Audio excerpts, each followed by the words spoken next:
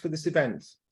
We're privileged to have with us this evening four very talented writers who will read to us from their works. They are David Galeth, Miriam Kotzin, Dennis Paul, and Nancy Stolman. The plan is to have three of the readings followed by roughly a 5-minute kind of potty-like break, at which I'm happy to announce there will be a virtual open bar. Then the remaining two readings and concluding with a short question and answer period. So first up is David. I turn the meeting over to him. Thank you very much. A pleasure to be here. As advertised, I'll be reading just a bunch of flash fiction, one after the other, but I guess a little context. The first one is called The Colony of Art. I don't know how many, let me just start here to see before I forget. I don't want to forget that. Hang on, actually, just give me one moment. I want to make sure I don't overrun by making sure that this is not on auto lock, and then I can begin. So, sorry. How many of you ever been at a writer's or artist retreat? But all I can say is, let's hope it's not this one. It's called The Colony of Art. To get to the Howard Oberhalter Artist Colony, I took a train to Plunketville, then a bus to Upper Yarm. I hiked the last mile up a dirt road, pumping a knapsack that contained a change of clothing, a battered laptop, and a sheaf of notes beyond dog-eared. I didn't have money to spare for a cab. I've been working on my first novel for 5 years. I quit my job at the Mayflay Diner to finish it. I was insanely grateful for this residency. I'm ready to make the most of my stay. The address was 310 Mountain Lane, but I almost passed it. 310 was a shack listing to the left, with weathered pine boards and 2 front windows of unequal size, like a squinting face. A caretaker's shed, I assumed, and knocked on the door. A left-leaning old woman in a quilted beige housecoat answered. She had a wandering eye and looked me up and down and up again. I'm Arthur Bunt, staying at the Colony, I informed her. I fumbled in my coat for the letter I'd received, pecked out on a typewriter with a faulty I key. I'd carried it everywhere for the past 2 weeks and fingered it like a talisman. In the left-hand margin was a red-eyed gravy stain from my last day at the diner. Her attitude reversed at once. Oh, a resident, come in. I'm Louisa Oberhalter, the Colony director. She stumped into what she called the anteroom, which led into, quote, the parlor, an area sectioned off by a folding screen that angled to the left.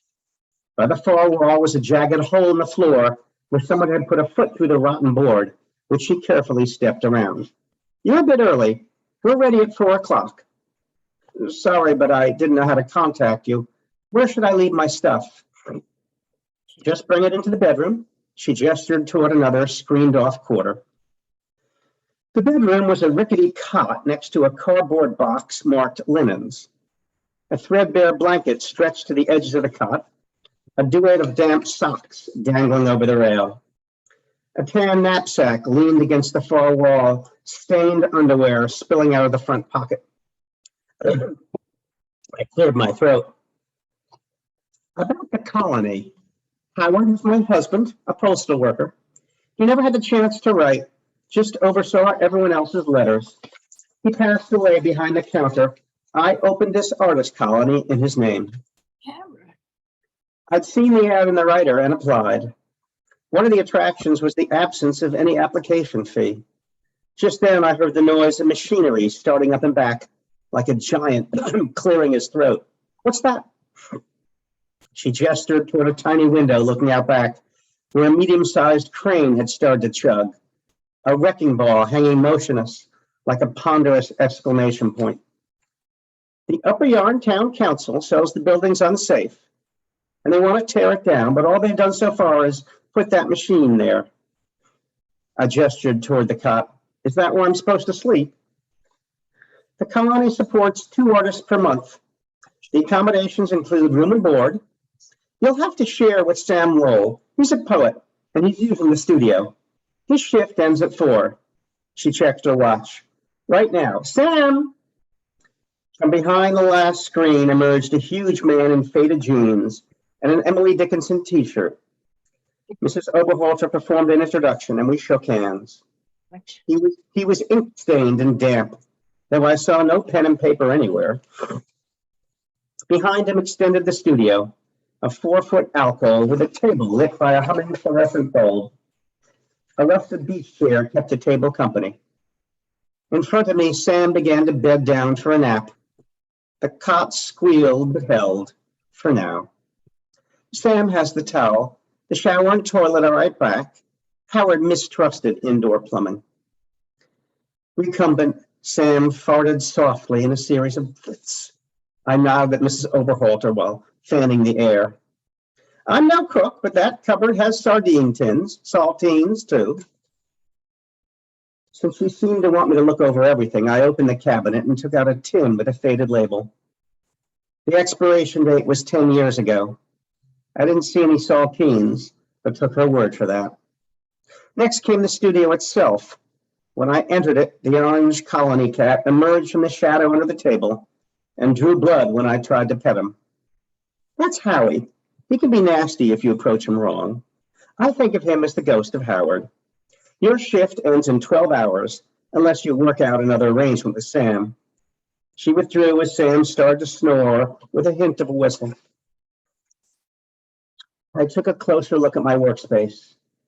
The one concession to decoration. An embroidered sampler hanging in the alcove read, "Time to write." I placed a hand on the plain deal table, which teetered to the left. When I tried to stabilize it, a splinter ran into my thumb. Cursing softly, so as not to wake Sam, I sat down in a low-slung beach chair, which aligned my head with the tabletop. The floorboards creaked ominously. I thought about art. My novel wasn't getting any younger. I looked at the cat, who glared back at me but sheathed his claws. Sam's snoring wasn't all that loud. The crane seemed to be edging away from the house. Just then, the wrecking ball began to swing, slowly at first.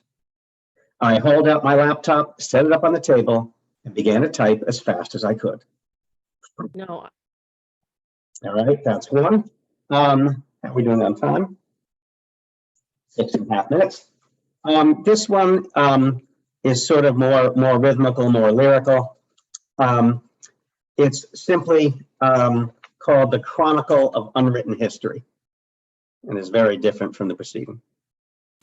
The Chronicle of Unwritten History includes your one-night stand with 3 women in your book group this week that you read Orlando, self-important nobodies like the bouncer at Maud's who admitted people based on their astrological signs, but let you in even though you're a Virgo, my brief marriage to a trapeze artist before she left for a circus in Venezuela, your 3rd miscarriage, which left you in a funk through 2019, the final skirmish at Vonderal, a place now left off all official maps, though you claim it as a birthplace, the beginning of the Vonderel Empire, often confused with the end of the Vonderall Confederation, the Great Blizzard of 17 in Hackensack, when more than 500 snowmen appeared in front yards.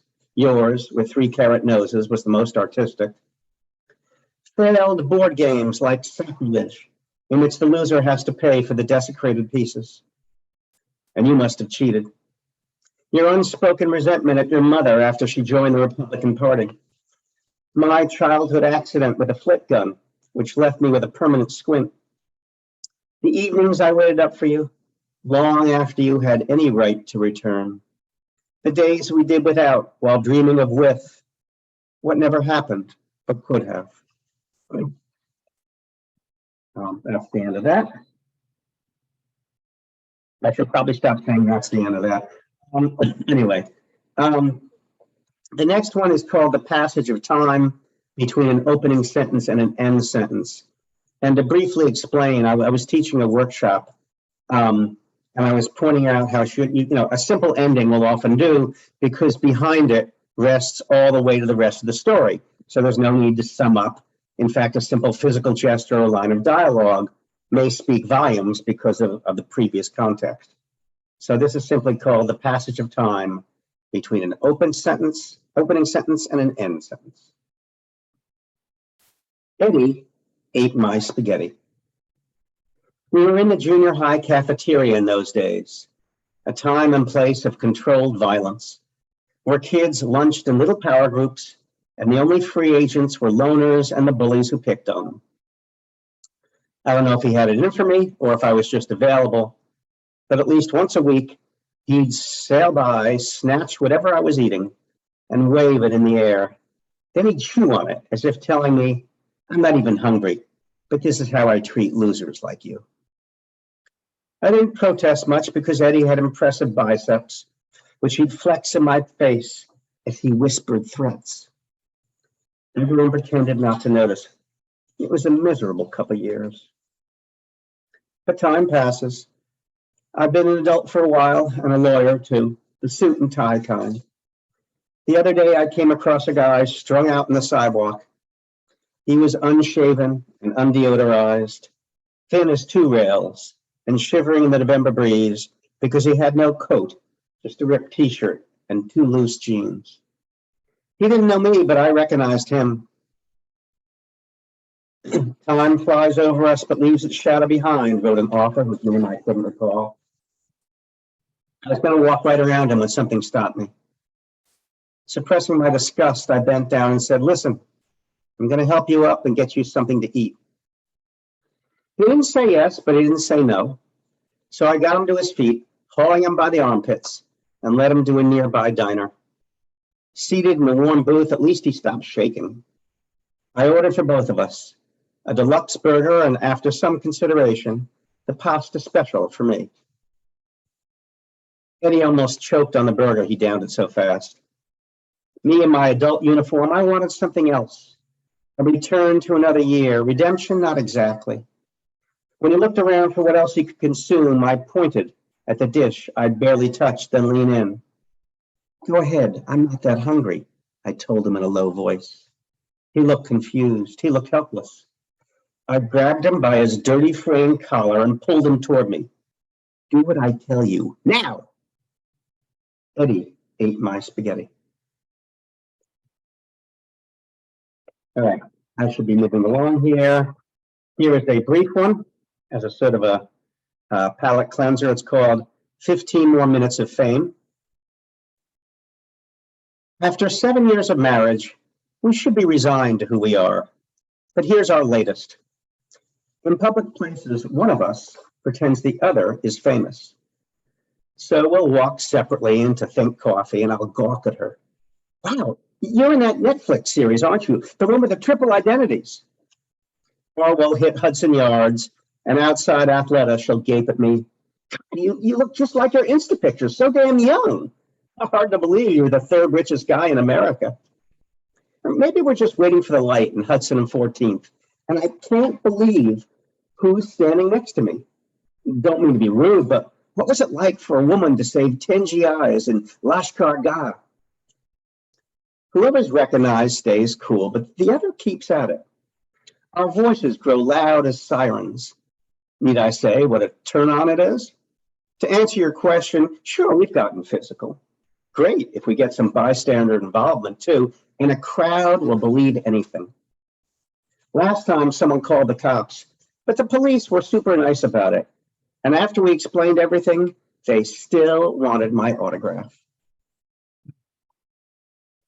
All right, I'm up to 13. I am keeping track of time. I'll give you a nasty one now. It's called etiology, as in, the cause of an illness. The elevator is narrow but deep as a dream, with a mirrored ceiling. 7-year-old Ricardo and his mother crowd into the last available space, pressed against an elegant white woman and her daughter, who's twisting around like a rubber band toy and whining about going home. Please stop misbehaving, whispers the woman. We'll go to the chocolate store later. I want to go now, the girl cries and steps on her mother's toes. Ricardo, whose mom has just come from her third doctor's appointment. She will die of breast cancer next March. Can no longer bear it. When the elevator doors close like a giant mouth on the 17th floor, Ricardo reaches out and gives her a hard spank to teach her a lesson the way his mom does. The whining stops in one breath. At first, the girl must think it's her mother, but the mother's hands are sheltered in her coat pockets. The girl peers wildly around as the elevator descends, Ricardo now hugging his mother's thighs. He shifts his gaze towards the unreachable ceiling, which shows everyone upside down, as if they might fall at any moment. Then he looks carefully to one side of the girl, while taking in her blonde curls, her pretty girl face with its upturned nose, her legs straight as poles, and her expensive blue shorts of a brand his family could never afford. The pinched hatred he feels is matched only by a peculiar thrill of fear and guilt. Will he be punished? Half a head shorter than the girl, Ricardo slowly lets go of his mother to stand as upright as he can in the forest of pants and skirts. By the time the elevator slows down, the girl has reached a conclusion. "Mommy, that boy hit me." The mother hushes her, but the girl stares hard at Ricardo. And when the elevator lets out its passengers on the ground floor, she thrusts out one arm and almost connects with him. She raises a fist. Cowed, he backs away. As Ricardo grows up, he tells no one about this incident, the memory of which mostly fades into the murk of lonely adolescent dreams and one bum job after another. But the feeling builds into a craving even he can't understand. 25 years later, he lies prone on the half-made bed, buttocks blushing crimson, as the blonde dominatrix goes into her wind-up for another smack on the cheeks. That's already been published, so they can't get me for that one. How are we doing? All right, let's see. I might have time for one different, a little different. Let's see. A little more on an up note. And yeah, I'm going to skip over some stuff that frankly was a little perhaps too depressing. All right, this one's called Bird Feeder. I'll read two more, one short, one short. One day I woke up to find I've been married for 20 years with 2 kids in high school.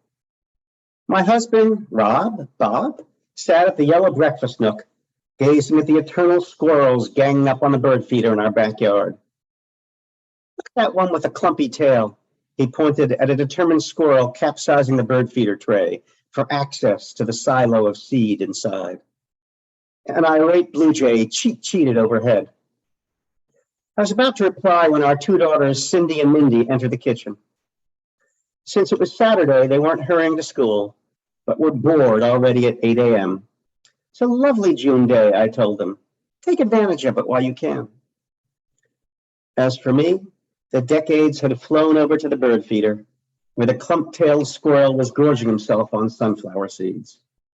I was a psych major at Penn State, then an office temp till I met Bob, the sales manager at Sears, leading to our wedding at the Orange Chapel, after which Cindy was born, then Mindy.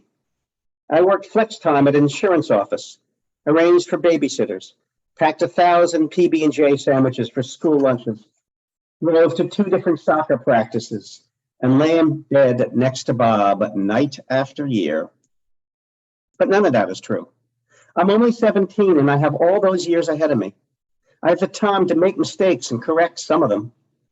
My mom calls out from the hallway that it's shaping up to be a splendid morning and that I should take advantage of the fine weather by going outside. I look out the window to see that the squirrel has made off with all the seed he can take, and still the supply spills out. All right, and then final piece, I think, is it's sort of a riff. It's called, I don't know, I originally called it Mr. and Mrs. Fix-It, and it's simply a riff. He says I try to fix the wrong things, like dinner or our son's untied shoelaces. He says I should focus on more important matters like social justice and nuclear war. I say dinner is something I can fix. Society, I can't. Come to that, why don't you fix up the house? Paint so peeled, it looks like a crummy fixer-upper. I spend all days at the office, he says, and if I didn't, we'd all be in a fix. I say, fine, but money isn't going to fix our problems, given the fix we're in. Anyway, didn't you tell me you're having trouble at work? The fix is on, he replies. I don't know much about the new boss, but she seems fixated on something. Kind of repressed, if you know what I mean. Then he laughs. Maybe I should fix her up with my brother. That might fix her, but good. I give him a playful slap and tell him, I'll fix you, mister. He says, what is this, some kind of prefix? Whatever it is, I'm sure it'll fix me right up. Lay it on. I slide my arm around his neck, pull him in, breathe in his ear, and murmur, sure, I was just fixing to do that. And that's it. Thank you very much. Hey, thank you, David. Okay, very good, nice pieces there. So I think next up is Nancy. Yes, hi, thanks, Dennis. Hello, everybody. Thanks for being here. This was a reading that was meant to happen. It was in the cards that this had to happen. So so glad that you're here. I'm going to be reading from my new book. Actually, I'm not going to read from the book itself. I'm going to read off the computer so you can see me, but this is the book, After the Rapture.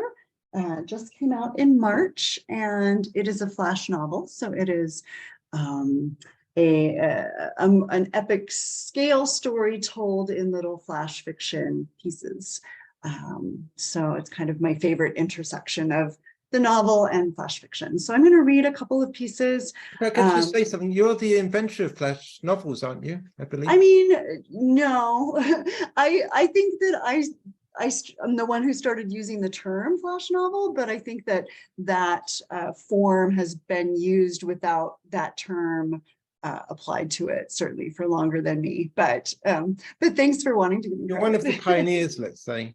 Yes, I would certainly say one of the advocates and pioneers, and definitely on the vanguard of insisting that it become a genre that is taken, that is considered differently than both a novel and flash fiction and a collection and all these things. I feel very strongly that claiming space for these things allows them to flourish. So yes, I'm certainly planting flags. But so I'm going to read a couple pieces from the early part of the book, and then looking, depending on the time, I'll read a couple pieces from towards the end of the book. So, all right.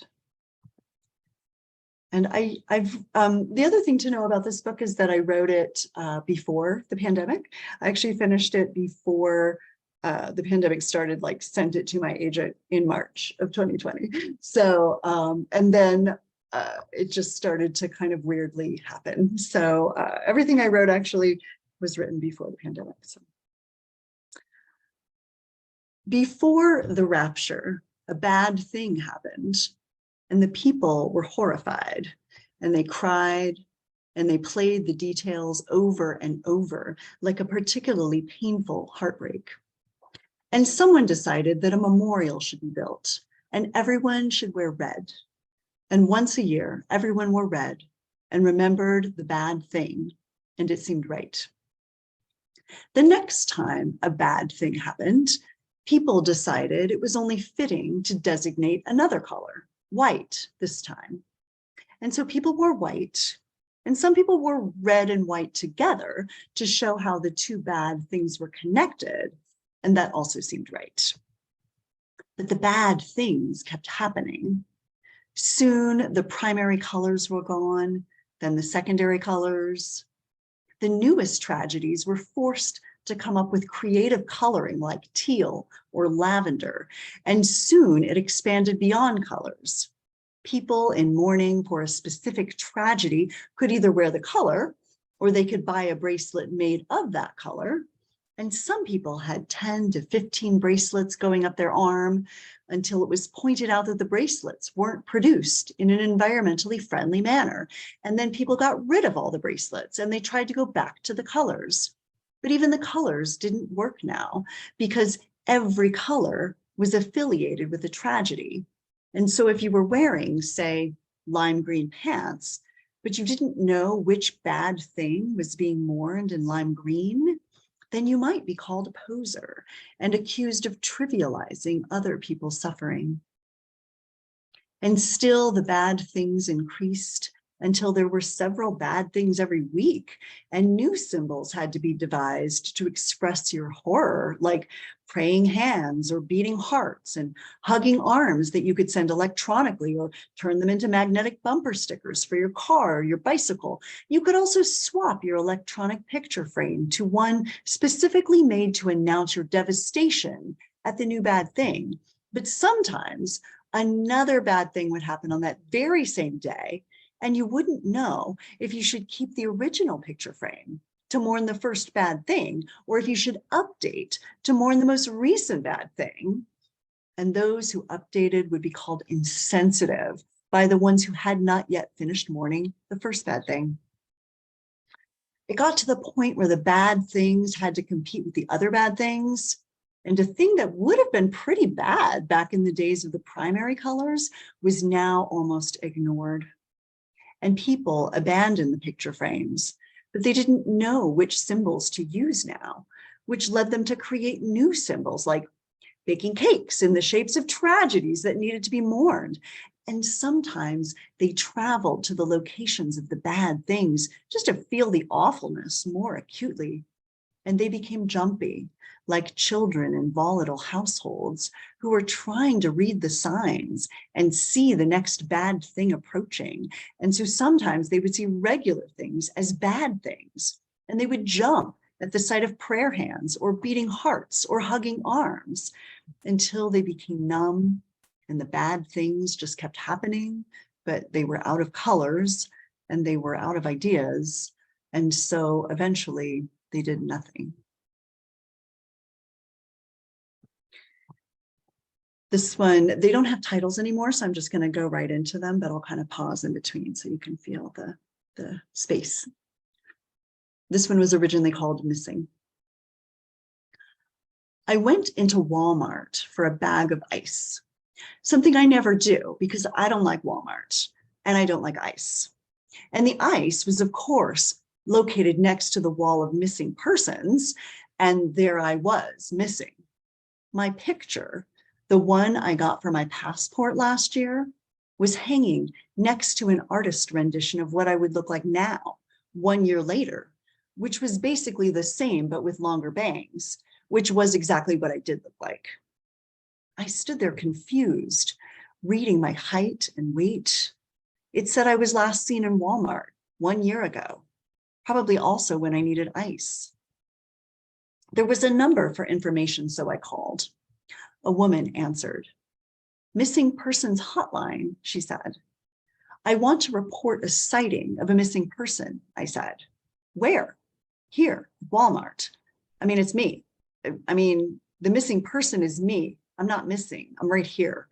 I'm not really sure what's going on. She sounded unconcerned. Well, it definitely says you're missing. For nearly 11 months. Where have you been? I haven't been anywhere, I said. What have you been doing? I've been doing like regular stuff. Who reported me as missing? All information from sources is kept anonymous, she said. You must understand why. People might be afraid to come forward if they had to give their names. Well, can you report me as not missing now? Sure. We'll need you to come down to the police station for fingerprint matching first. I showed up at the station and they sent me to the missing persons wing. I sat in the lobby and it seemed like everyone was staring, looking at my picture on the wall, then back at me, and then back at my picture on the wall. One woman finally approached the receptionist and said in a half whisper, I want to report a missing person sighting. I can hear you, I said. I'm not even missing. There's been a mistake. They took my fingerprints, confirmed my identity, and then thanked me for coming forward. It's because of citizens like you that we are able to recover people who might stay missing, she said, handing me a wet wipe for my inky fingers. I went back to Walmart a week later to see if they'd removed my poster, but it had only been updated. Last seen in Walmart. Please call with any information. This next one was originally called the lettuce. Before the rapture, all the romaine lettuce was quietly removed from grocery store shelves as if it had never been there. Thankfully, there were other varieties of lettuce, like green leaf and butter lettuce, but it was alarming to see those big empty spaces in the produce aisles, like a mouth full of missing teeth. And then the ground beef, and that hit a little harder. And then the chicken cholera, as it came to be called, which affected both chickens and eggs and surprised no one. And then porcine herpes, which was called the most serious infraction against humankind yet. At this point, the vegans were feeling pretty smug, even without the lettuce, until the locust attacked the wheat and soy and corn crops, leaving them withered in the fields. People continued to cautiously buy from the prepackaged aisle until a report confirmed what we'd all suspected for years, that the hormones in plastic were changing the gene structure of children and teens, and women were now hitting menopause at age 20, and men were growing breasts and bleeding from their asses, so all that had to go. Then there was arsenic in the rice, then toxic cinnamon, then Coca-Cola dumped 500,000 gallons of soda in the landfills as if disposing of evidence. And then, as quietly as it began, everything was returned to the grocery store shelves, as if there had never been any lapse, as if we'd been dreaming the other. Now the strawberries were as big as lemons, the steaks were perfectly marbled, the roasted turkeys were glazed like the lips of a porn star, and the whipped cream dollops were flawless angels landing on a pillow of key lime. It was only later we wondered how we could have been so stupid. Lab rats will consume enough poison to kill themselves if it's fed to them slowly and has a pleasant taste. A frog will allow itself to be boiled alive if it's done in incrementally slow amounts. So in the end, we did it to ourselves. I'm going to jump ahead to, there's a whole Barbie character in this book, which of course, now there's going to be a Barbie movie and all sorts of Barbie things coming out, but I thought I would just touch a little bit on the Barbie character, and then I will jump to the end of the book and read some from there. When I wake from surgery, groggy, head rolling, I have a Barbie arm. It has a round plastic shoulder in a smooth socket and a bright, shiny plastic finish. The arm is bent at a 45-degree angle and comes with a hole to hold a microphone or a cooking spoon or a wine glass. I thought you were putting pins in my elbow, I say to the doctor when he comes to check on me. We were, but your insurance only pays for 22 minutes of surgery and pins take about 38. So when we realized we weren't going to make it, we switched to plan B, he says. These are actually better in a lot of ways since you wouldn't get full range of motion anyway. He thumps my plastic shiny bicep, durable as hell. Patients end up loving them. My Barbie arm lies there at a funny angle. All the fingers are fused together and the tips of the nails are painted. I stay there for a week, but the doctor doesn't visit again and won't return my phone calls. So I finally follow him to his car one evening. This isn't working, I say, my arm sticking out like a polio-stricken child. I need my old arm back. Your old arm was already recycled, he says. They come on Tuesdays, so if you would have told me sooner, I could have salvaged it. Perhaps if you met the right partner, it would make you feel better. I'm already married. Well, that won't last long, he says, especially if that's your pleasure hand, if you know what I mean. He pops a lollipop in his mouth. I'm sure you do, he adds. I'm sure you are very entertaining. All right, I'm going to jump ahead.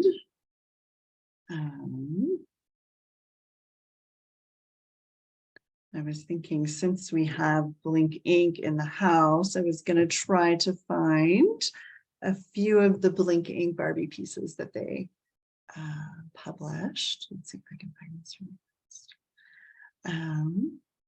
If not, I'll just skip ahead. All right, I'm going to skip ahead.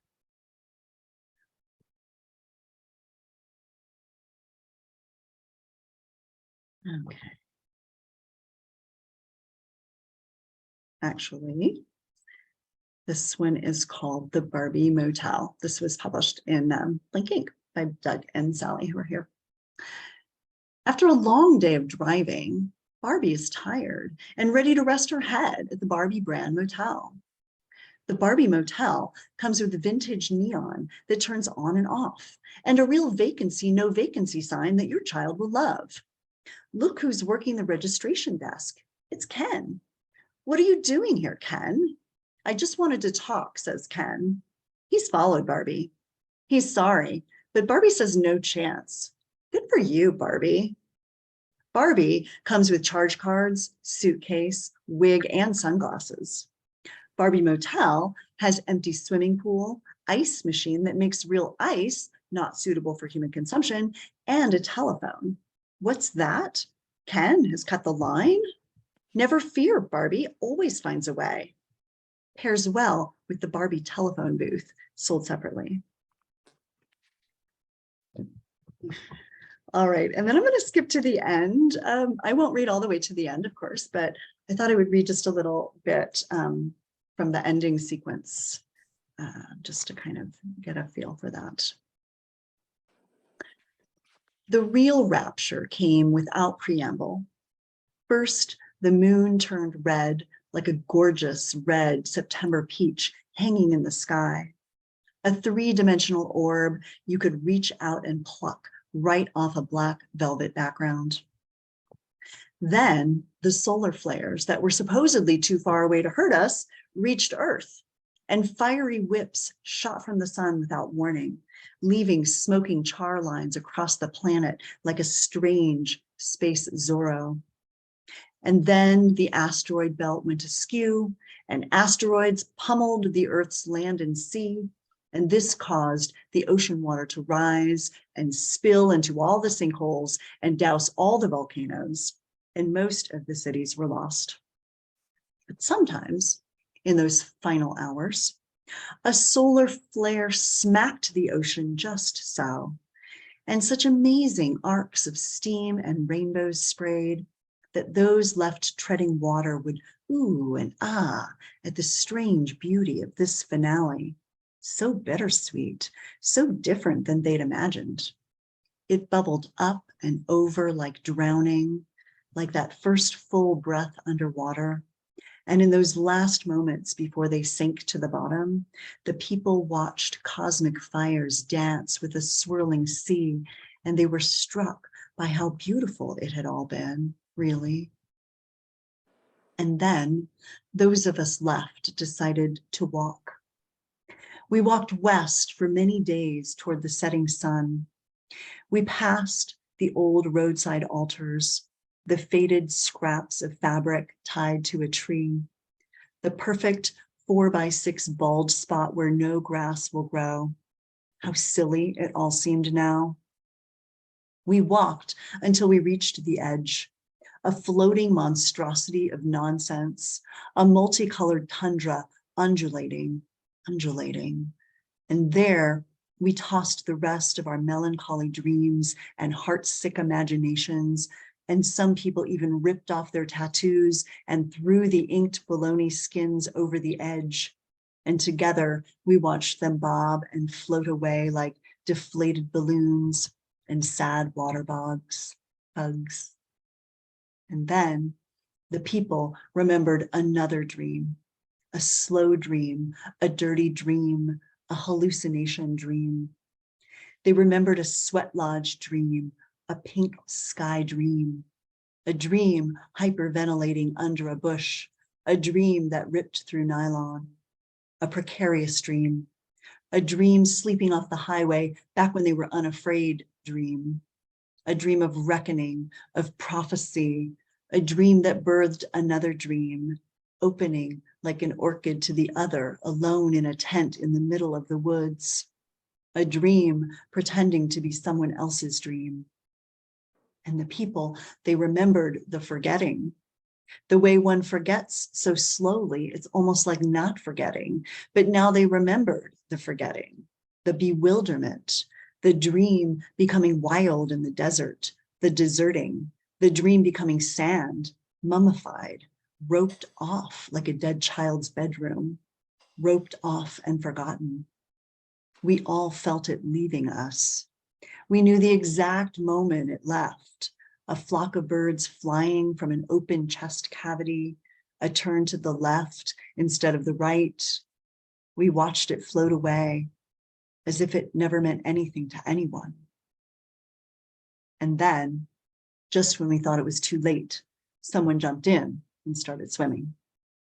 Stunned, we watched them swim far out to a big dream, bobbing away, almost lost, and drag it back.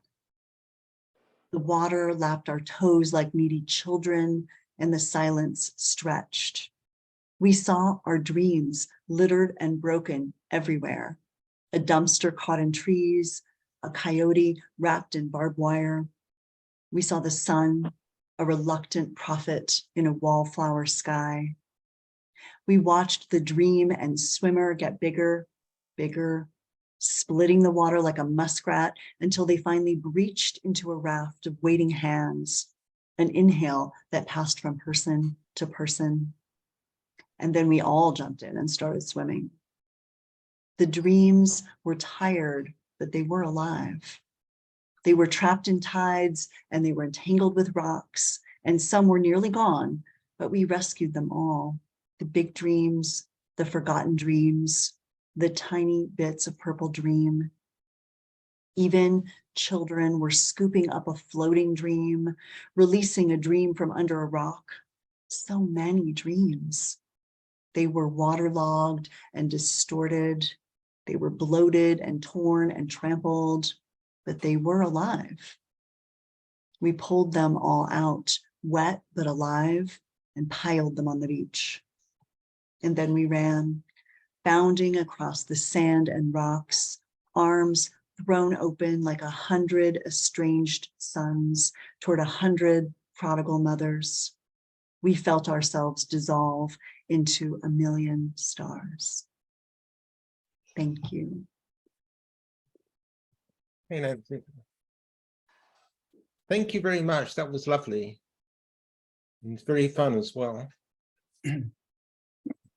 Okay, so I think that Dennis is up next. Yeah, hi, It's the other Dennis, Dennis Paul. Dennis Paul. Thanks for coming, everybody. I'm going to be reading from a manuscript I'm still revising, working on, and it's tentatively called, well, it's not tentatively called, it's called The Museum of Lost Things. And can you hear me all right, Sarah? Yeah, we can. And a lot of the works, so a lot of the prose pieces, about 28 of them, revolve around issues about things getting lost, disappearing mysteriously, strangely, everything from pens to books to ideas to reputations. And I have 3 pieces I'd like to share with you. I'll start with one that was published in Vestal Review, which is David's journal. Am I right? Is that right? Called Yerkovitz's Big Idea. Yerkovitz was glad because of all the ideas he had. So many, they seemed to burst forth into his brain uncontrollably, one after another, big ones, small ones, brilliant ones, and quite ordinary ones. It didn't matter that some ideas were tiny, like pebbles, because he valued them all. No idea, he thought, was too small. One fine day, as he counted his ideas until he could no longer keep track of how many he counted, Yerkovitz lost his balance. I think it was on 23rd Street where this occurred, and he fell face forward onto the pavement. It was a hard fall, and he cracked his skull. As a result, his ideas, every one of them, instantly jumped out of his head and began bouncing down the street like so many red rubber balls. People to the left and right of him, seeing what happened, froze in amazement. Others, full of envy and wishing they possessed some of the ideas, ran hurriedly after them and tried to claim them for their own.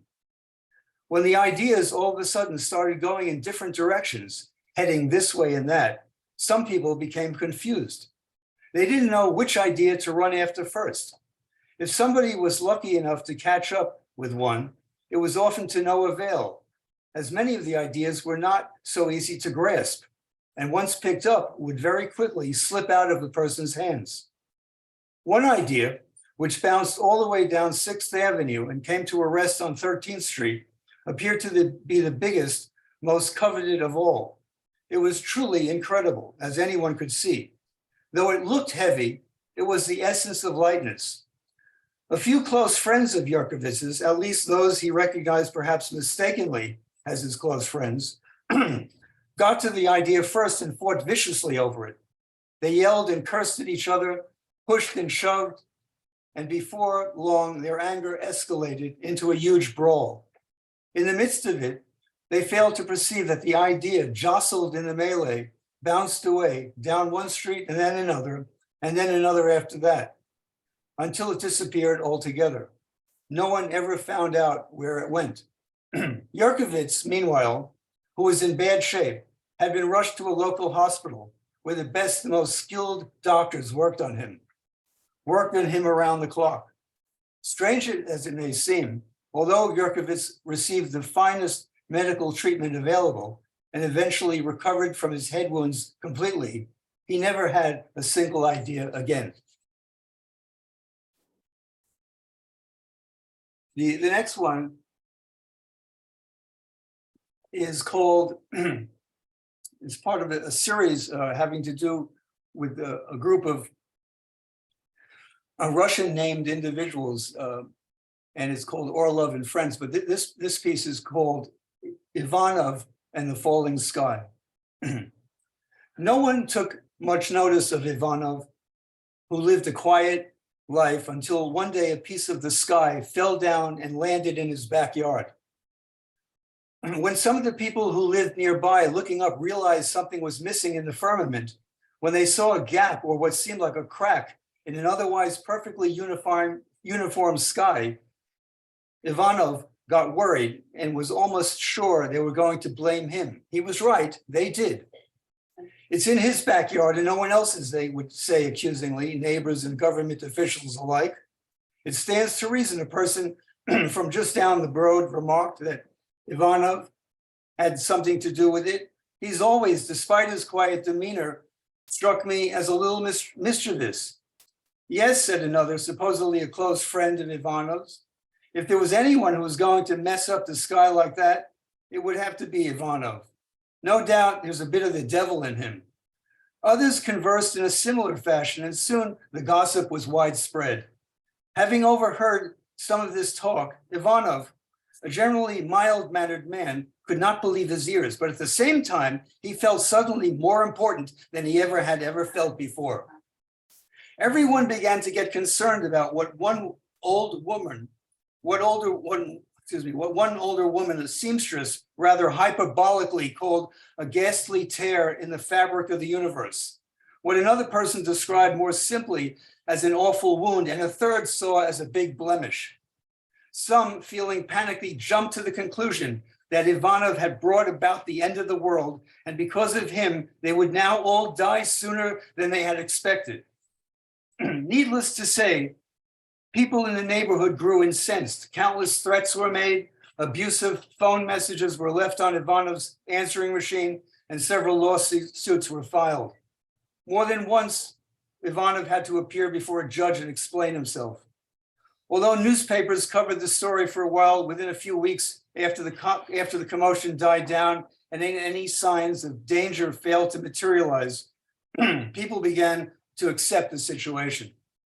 There was, after all, nothing they could do about it.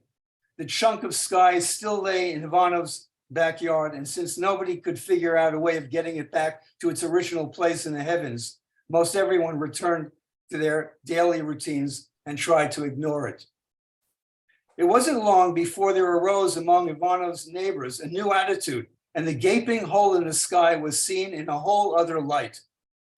Those who were once upset started to say that the spot of emptiness in the sky wasn't so bad after all, and in fact, it made the sky look unique. The sky, it was said, possessed an air of distinction. "Look," one neighbor exclaimed, "it's a masterpiece. Whoever could create such a thing must be an absolute genius." Another person, an academic, stood on his lectern, scratched his bald head, and maintained that the sky in its present form gave way to multiple interpretations, and therefore would always remain a site of endless speculation. Learning that opinions about the sky had changed and that the piece of blank space in the firmament was now considered a blessing, Ivanov felt disappointed that his name was no longer ever brought up in connection with it. No one paid any attention to his role in the matter. Years passed, and whenever on a nice cloudless day, someone happened to look up, the person was always amazed and thanked God for what he saw. No one ever thanked Ivanov. In the past, they were quick to blame Ivanov, but now that the attitude about the sky had altered, people were unwilling to give him credit. Ivanov, one bright afternoon, upset with the way things turned out, decided to bury the fragment of sky that lay in his backyard. He dug up the earth and threw it into a big hole in the ground. And just as the piece of sky was given a proper burial, so too was Ivanov buried, so to speak, in a big hole in the back of everybody's mind. He was all but forgotten, becoming in his neighborhood, once again, a person who was barely noticed. No one, it was clear, cared much about Ivanov anymore. And to tell the truth, I'd rather not waste another word on him or the damn sky.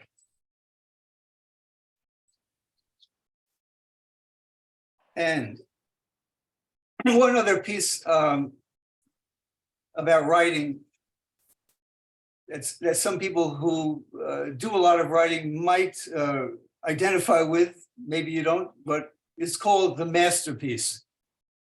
I don't know why I even bother to write stories. How many people will read them anyway? But I persist against all logic. Maybe it's inspiration that drives me, but I'm not sure.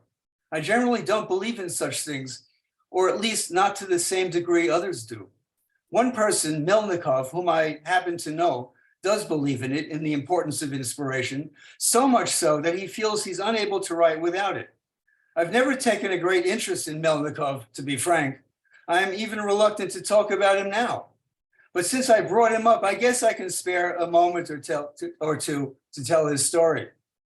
Once on a gray day in May, or it could have been June, or maybe July, or quite possibly August, it doesn't really matter, Melnikov came down with a bad case of writer's block. It lasted a long time and affected him deeply. Every day he sat at his desk and stared at the blank sheets of paper in despair. Every day he was immersed in a pool of dark, moody nightmares, poor creature. He was ready to wave the white flag and give up the literature business altogether. He'd become a salesman like his father and like his father's father. Instead of writing text, he would sell textiles. That made sense, etymologically speaking. Then one bright afternoon, Melnikov was suddenly hit with a lightning bolt of inspiration. It didn't come often, the inspiration, but when it did, he felt it in his bones. And now he felt it more powerfully than he ever did before. The writer's block suddenly lifted. The words, once so hard to find, now came pouring out onto the page, flowing easily, naturally, the sentences forming themselves into little jewels, some of them not so little. All of them, no matter what their size, were beautifully polished and rhythmic and full of high purpose. One paragraph after another sprang gorgeously to life under his swiftly moving pen, and it seemed as if Melnikov, carried along by the streams of thought, was simply taking dictation from a supernatural source. He wrote furiously all day and into the night, and then into the wee hours of the morning, always plowing ahead. He only paused for a little sleep and some nourishment, onion soup mainly. As the days passed practically unnoticed, he knew he was writing something remarkable. There was not a single arbitrary line in it. It was all as it should be, pure, refined, poetic. Nothing, he was certain, had ever been written like it before, and no one would ever write anything like it again. His head down, the small silver-plated lamp on his back shining brightly over the pages, he continued to honor the inspiration, a gift from the gods. By the time he came to the conclusion of his tale, a whole week had passed by. Forget about Dostoevsky, who forced himself to churn out so many pages each morning, and Tolstoy, who kept revising his work over and over again, mostly in the evening. Melnikov, trusting in the muses, never just gave free rein to the unforced, seemingly endless rush of words. He knew without even looking back at the lines he wrote that he had penned a masterpiece. It was 110 pages of sheer genius, nothing less. The surge of inspiration finally over, he managed to crawl to his bed and slept for 16 hours straight. The next day, he woke up with an indescribable feeling of happiness, as if he were still in dreamland, floating there high above the everyday world. One of his dreams had been of a shiny red box he found in the mail. The tips of his fingers could still feel its carved surface. The box had many strings tied around it, and it was sealed tightly in thin plastic. Though Melnikov knew there was something sparkling and wondrous inside the box, he also felt a vague uneasiness because he wasn't able to open it. He didn't recall anything else about the dream, but the strangeness of it seemed to follow him. Too bad Melnikov did not stay in bed longer. Maybe he never should have awakened. But that's just my opinion. For when at long last he lifted himself out of the bed and went excitedly back to his desk to look at his masterpiece, he could not have been more shocked by what he found.